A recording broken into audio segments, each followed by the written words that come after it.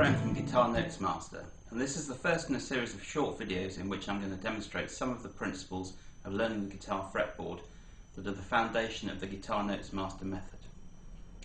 In this first video I'm going to talk about root shapes.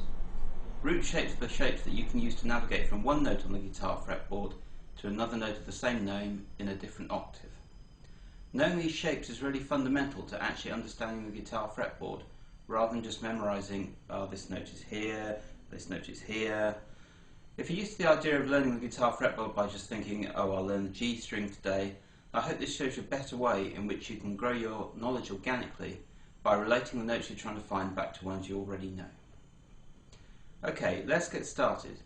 There are 5 root patterns to learn based on the positions of the root notes in the open major chords C, A, G, E and D. Let's start with the C major chord. In the C chord we have the root note on the 2nd and 5th strings here, which gives us the first root shape.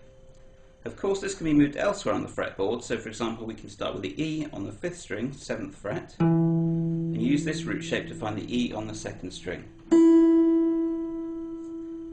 The second root shape is based on the A major chord. Here we have the root note on the 3rd and 5th strings. Again we can move it around the fretboard. Let's play the shape starting with the C on the 5th string in order to find the C on the 3rd string. I'm sure you've got the idea now. Here's the G major chord. With the G chord we actually have the root played on 3 strings, the 1st, 3rd and 6th. Let's move it up to the A so you can see it better.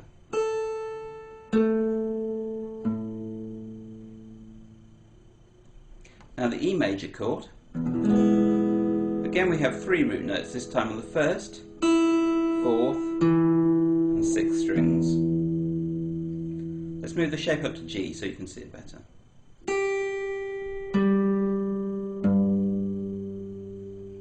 Finally we have the D major chord. The D major gives us roots on the 2nd and 4th strings. Here's the pattern moved up to the F on the 3rd fret of the 4th string. The final point to make about the root shapes is that you can fit them together in the order C, A, G, E, D to find all of the notes of a given name on the fretboard. To show you what I mean, let's start with the open B string and use the C shape to find the B on the 5th string. Now we can use the A shape to find the B on the 3rd string. The G shape will then give us Bs on the 1st and 6th strings. From there the E shape will give us the B on the 4th string, and finally the D shape takes us back to the 2nd string, an octave higher than the open string. Of course the D shape will then join back to the C shape, so you can start with any of the shapes in the sequence depending on which note you want to start with. Okay, those are the 5 root shapes. I suggest you practice them and use them whenever you want to find notes in areas of the fretboard that you're not familiar with by relating back to notes that you do already know. I'll be back in the next video with some more fretboard tips, but do check out my website www.guitarnotesmaster.com and take a look at my software application that will help you to learn notes, scales, chords and arpeggios on the guitar quickly and easily. Thanks for watching, I'll see you soon.